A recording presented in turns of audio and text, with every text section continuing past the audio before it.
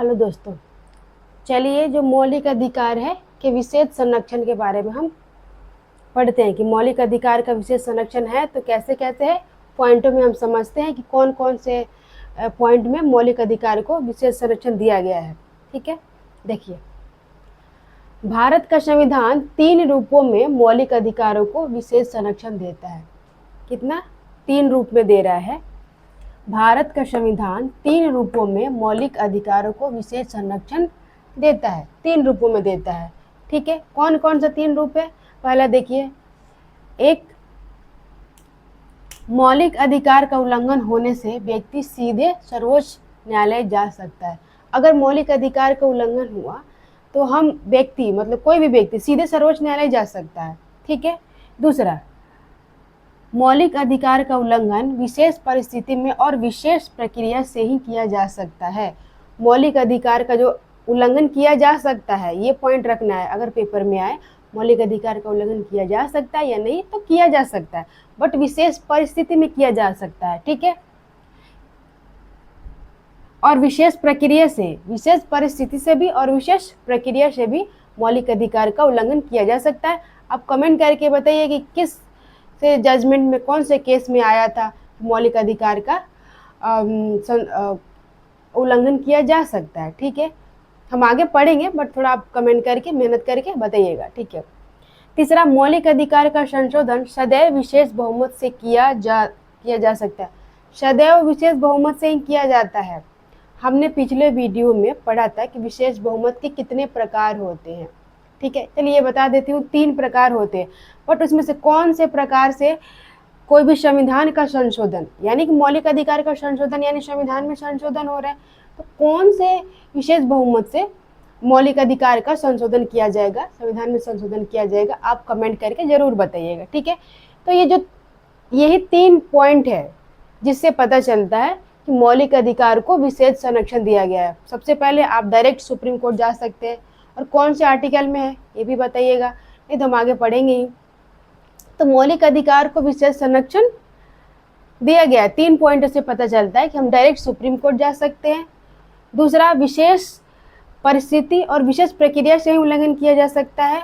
और तीसरा, इसे विशेष बहुमत, सदैव विशेष बहुमत से ही संशोधन किया जा सकता है, अगर संशोधन करना है तो। ये 3 पॉइंट हो गए। चलिए अब आगे पढ़ते हैं। मौलिक अधिकारों की विशेषताएं क्या क्या है, क्या क्या विशेषताएं अपने मौलिक अधिकार की। देखिए, मौलिक अधिकार प्राकृतिक अधिकारों की भांति असीमित या निरपेक्ष नहीं है।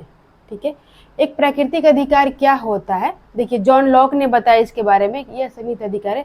प्राकृतिक अधिकार की जो मनुष्य है, मान लीजिए कि ऑटोमेटिक मनुष्य होने के नाते उस समझ मानव टाइप के, लेकिन वो थोड़ा अलग है। प्राकृतिक अधिकार को जॉन लॉक ने बताया है, जैसे मान लीजिए कि कोई है नॉर्मली इंसान है, तो उसको एज ए इंसान होने के नाते भी बहुत सारे अधिकार मिलते हैं और वो असीमित होता है। ठीक है, तो उसके भांति नहीं है मौलिक अधिकार। देखिए यहाँ पे है कि विशेष प्रक्रिया से हम इसको थोड़ा बहुत बाधित कर सकते हैं, रोक सकते हैं, विशेष बहुमत से बदल भी सकते हैं। ठीक है, तो ये मौलिक अधिकार जो है प्राकृतिक अधिकारों की भांति असीमित नहीं है, सीमित है, हम सीमित कर सकते हैं। दूसरी विशेषता क्या है कि मौलिक अधिकारों का स्वरूप नकारात्मक है। मौलिक अधिकारों का स्वरूप, अधिकांश मौलिक अधिकारों का जो स्वरूप है, अधिक से अधिक नकारात्मक है, यद्यपि कुछ मौलिक अधिकार सकारात्मक भी है।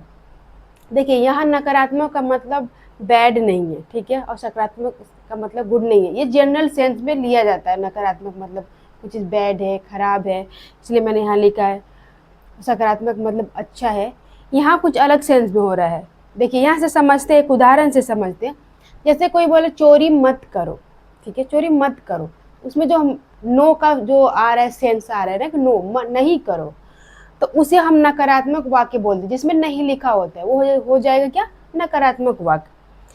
असहाय की सहायता करो, इसमें तो हम नहीं बोल रहे, बट करो, ये चीज़ करो, तो ये हो गया सकारात्मक वाक्य। तो जो मौलिक अधिकार में जो भी दिया गया है आपको अधिकार, आर्टिकल 12 से लेके 35 तक में बहुत सारे नकारात्मक है कि कोई भी आपके, जैसे ये देखिए, आपको कोई अगर अधिकार का उल्लंघन करता है तो हम डायरेक्ट सुप्रीम कोर्ट जा सकते हैं। यानी कि हमारे पास बहुत सारे अधिकार है जिसको सरकार उल्लंघन नहीं कर सकती। सरकार हमें डायरेक्ट गिरफ्तार नहीं कर सकती बिना हमारे अधिकार को ध्यान में रखे, जो उसको प्रक्रिया फॉलो करना पड़ेगा। ठीक है, तो ये याद रखना है कि यहाँ नकारात्मक का मतलब सिर्फ जिस वाक्य में नहीं आता है तो वो होगा, ना कि बैड और सकारात्मक मतलब गुड। मतलब ऐसा नहीं होगा, मतलब जो जिसमें नहीं है सकारात्मक में आएगा, जिसमें नहीं है वो नकारात्मक में आएगा। तो इसके आगे और भी समझ रहे विशेषताएं को हम। चलिए नेक्स्ट है मौलिक अधिकार प्रवर्तनीय है। इसका मतलब है वाद दे योग, यानी कि हम इसे सुप्रीम कोर्ट में लेके जा सकते हैं, इसके बारे में सुप्रीम कोर्ट जजमेंट देगा। अगर हमारे अधिकारों का हनन होता है तो हम जा सकते हैं, इसका मतलब यही है। ठीक है, नेक्स्ट पॉइंट है कुछ मौलिक अधिकार केवल भारतीय नागरिकों को प्राप्त है, जबकि कुछ मौलिक अधिकार नागरिकों के साथ साथ विदेशी को भी प्राप्त है। यानी कि कुछ मौलिक अधिकार ऐसे हैं जो केवल भारतीय नागरिक को प्राप्त है, जैसे कि हम अपने देश के नागरिक है, भारतीय नागरिक है, तो सिर्फ हमें ही मिलेगा। कुछ ऐसे भी मौलिक अधिकार है जो भारतीय नागरिक को तो है ही, विदेशी को भी प्राप्त है।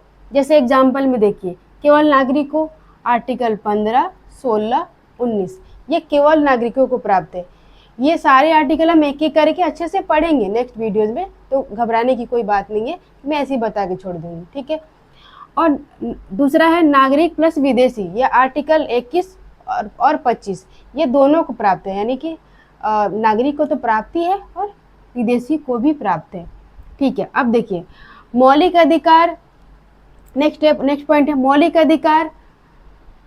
कुछ मौलिक अधिकार व्यक्ति को केवल राज्य के विरुद्ध प्राप्त है, यानी कि कुछ ऐसे मौलिक अधिकार है कि जब हमारा राज्य कोई अधिकार को हनन करता है, छीनता है हमसे, तो उसके विरुद्ध हम सुप्रीम कोर्ट जा सकते हैं, यानी कि उसके विरुद्ध प्राप्त है। ठीक है, जबकि कुछ मौलिक अधिकार केवल मौलिक अधिकार राज्य के साथ साथ निजी व्यक्ति के विरुद्ध भी प्राप्त है। यानी कि कुछ ऐसे भी आर्टिकल है जो अगर राज्य हनन करता है, राज्य छीनता है वो अधिकार, तो उसके विरुद्ध तो हम जा ही सकते हैं सुप्रीम कोर्ट।